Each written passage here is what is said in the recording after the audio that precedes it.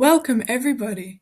If you have ever struggled with argument analysis, been told you need more evidence, been told to link things more to the effect on the audience, this video is for you. Every persuasive technique you come across fits into one of 5 categories, and we'll be going through all of them today. As a bonus, we've included sentence structures based on 40+ scoring essays. This will help give you a sense of what teachers are specifically looking for, and how to show great analysis. Let's jump right in. Number 1. Evoking an emotion in the audience. This applies to techniques like emotive language, connotations, loaded language, appeals, or anything which is designed to create pathos or evoke an emotion in the audience. For example, if an author tells an audience of parents that their children are at risk of slower development if they use their phones all the time, they're trying to elicit a sense of fear in the audience, which they can later manipulate to get the audience to side with them.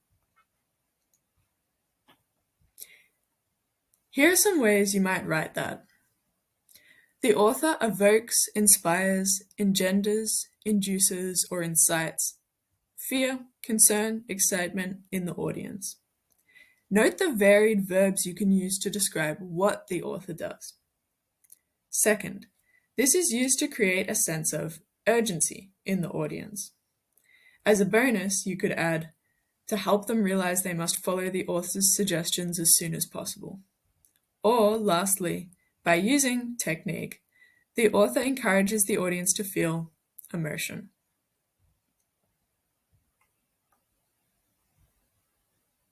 Importantly, be super specific about the emotions created rather than just talking about positive or negative emotions. When writing, focus on 2 things. Number 1, what is the exact emotion being produced? We want to hear about that fear, concern, anger, worry, or excitement, not just negative emotion. And secondly, what thing or topic will they feel the emotion about? We need to talk about the direct impact that this emotion will have on their lives. Feeling hope is one thing, but just saying that doesn't mean much to your marker unless you tell us that the audience is feeling hope for their local town to experience tourists again.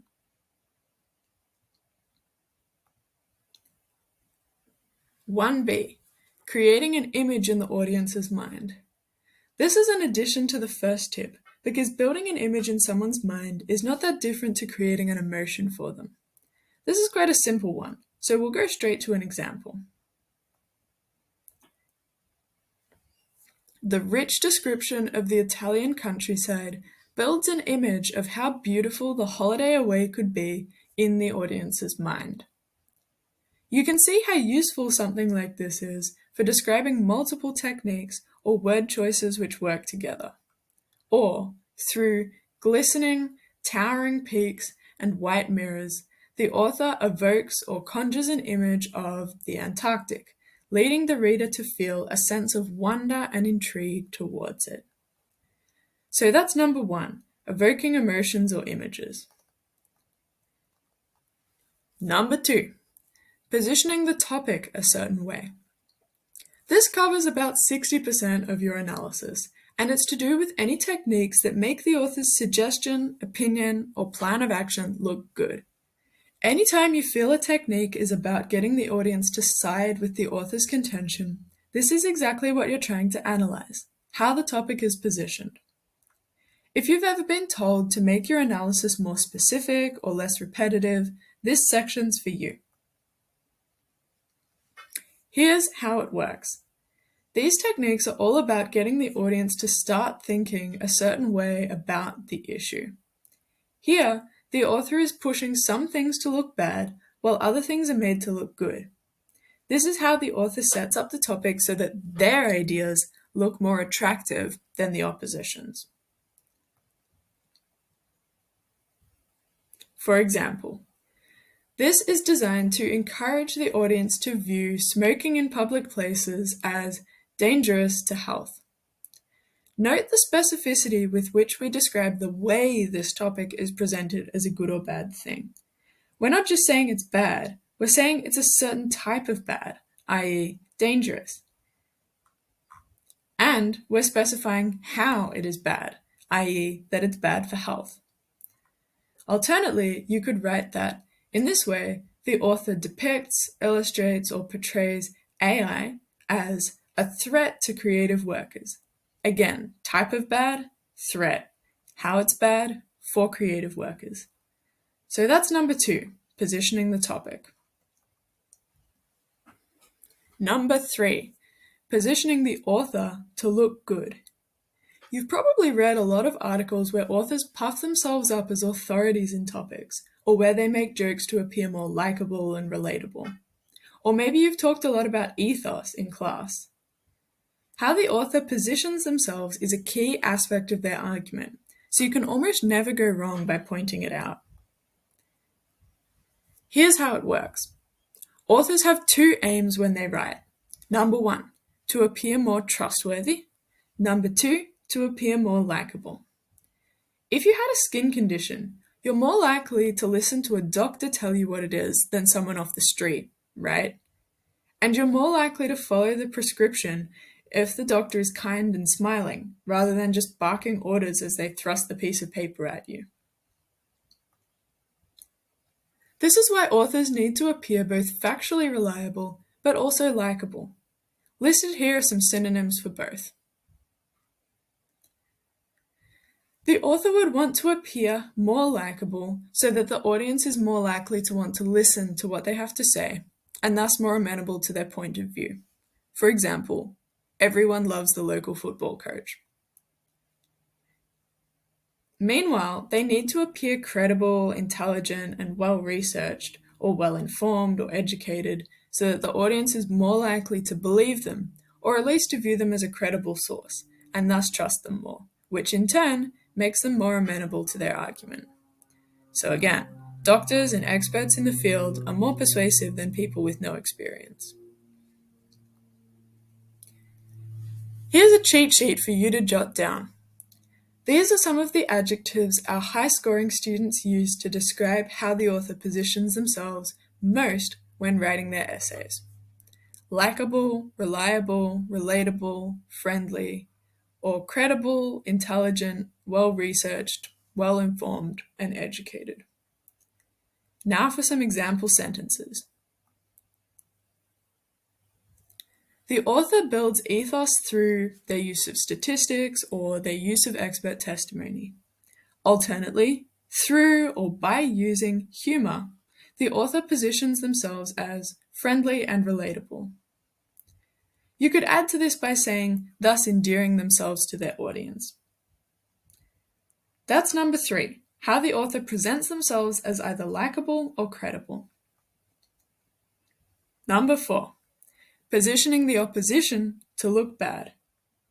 Remember how we talked at the start about authors positioning topics to either look good or bad? Sometimes the bad part includes bashing down alternate suggestions by other commentators.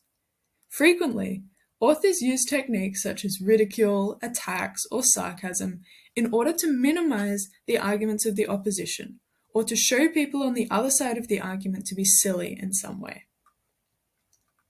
Attacking the opposition makes them less likable, so the audience is less willing to be associated with them.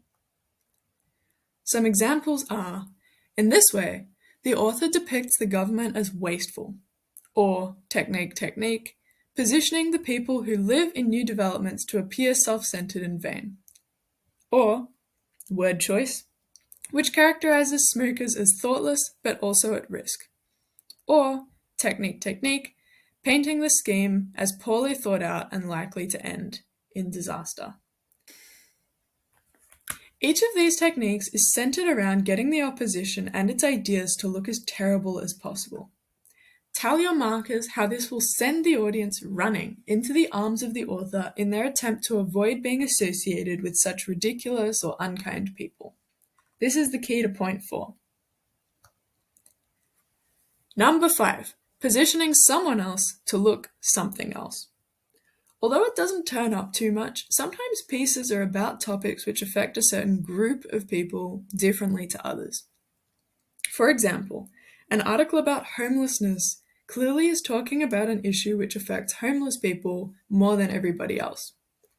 Something like banning the Melbourne Cup, by and large, has the same effect on everybody. But tax increases for low and middle income people won't have the same effect on all parties.